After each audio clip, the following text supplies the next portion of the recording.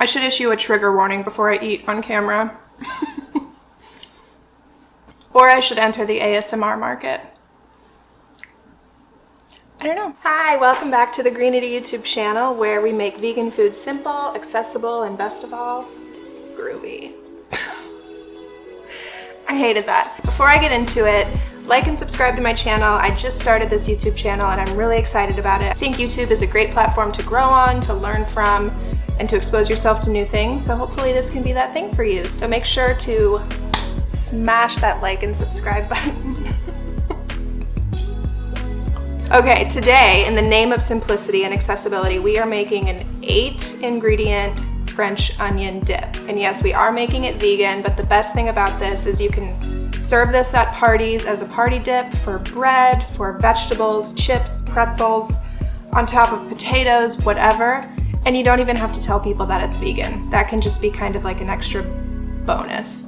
So today I will be using 8 ingredients, but you can definitely simplify this into about 4 or 5 ingredients. So obviously, French onion dip, you will need an onion. I'm using half of a white onion. The base of a French onion dip is a sour cream. So I'm using Tofutti's vegan sour cream, and I only have about half a container left. That's why I'm only using half of an onion. To get that rich onion flavor in the dip, we're going to caramelize the onion. So I'm going to caramelize it in oil and put a little bit of sugar in there.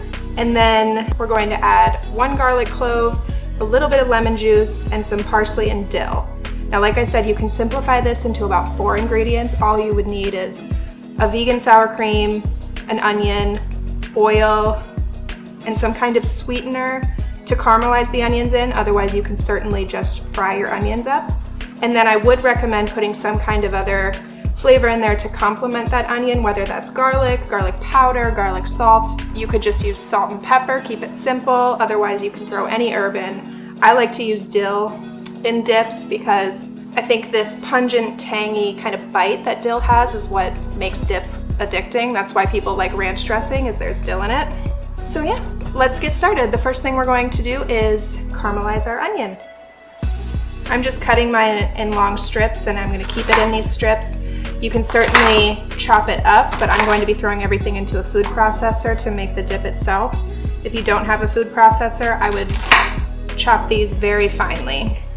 And then I'm heating just enough oil to coat a small skillet, and I'm going to throw in my strips of onion. We'll keep the heat at about a medium-high heat, just enough to get the onions sweaty. And then as soon as they start cooking a little bit, we'll add the sugar and let that caramelize onto the onion.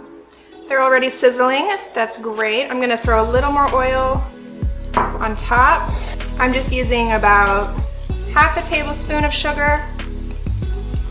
I wouldn't recommend too much. What I am going to do while we wait for the onions to cook is add everything else to my food processor. So I'm going to add 1 clove of garlic. And then I have about 2 sprigs of dill here. I'll probably just pick some off and then save a little bit for garnishing. You can always add more. It's harder to take away than it is to add. Just remember that. And then I have some fresh parsley here. Again, I'm going to save a little bit for garnishing and put about 2 stems worth into the processor.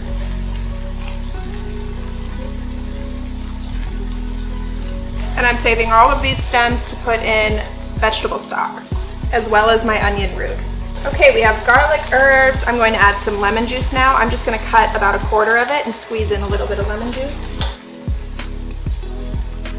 Let me give the onions a quick toss.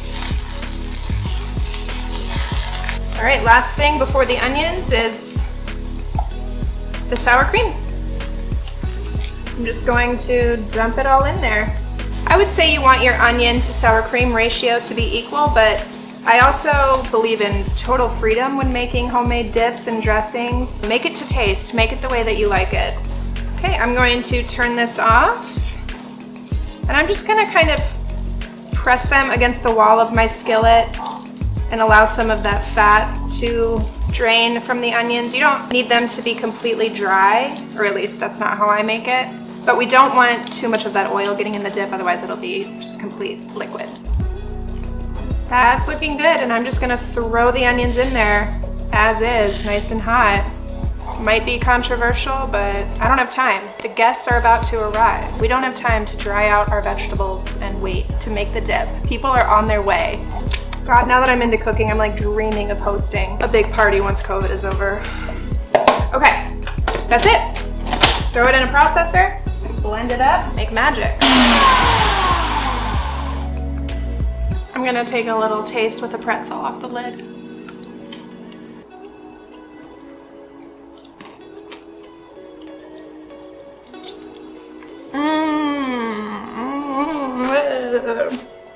That is so good. Like I said, you don't even need to tell people that this is vegan.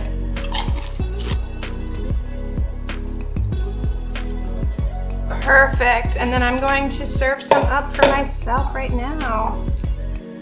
Give it a little garnish to show people you're not messing around.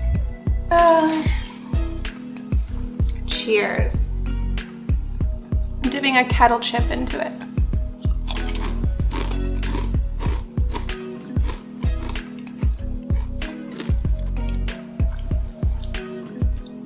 I definitely recommend giving yourself enough time before eating to chill it for about an hour. That'll help thicken it up and make it feel more like a dip. Right now it's very runny still because it's warm. The warm onions are making everything very hot and very drippy and liquidy. It's still delicious, but if you want that creamy texture, let it chill in the refrigerator for about an hour. Thank you so much for watching. Please do subscribe if you want more access to simple and fun vegan recipes that you might not even realize are vegan, frankly. I hope you found this fun. I hope you found this helpful. I hope you found it delicious. I hope you found it simple. Whatever you needed today, I hope that you found it. Thank you for watching, and I will see you soon.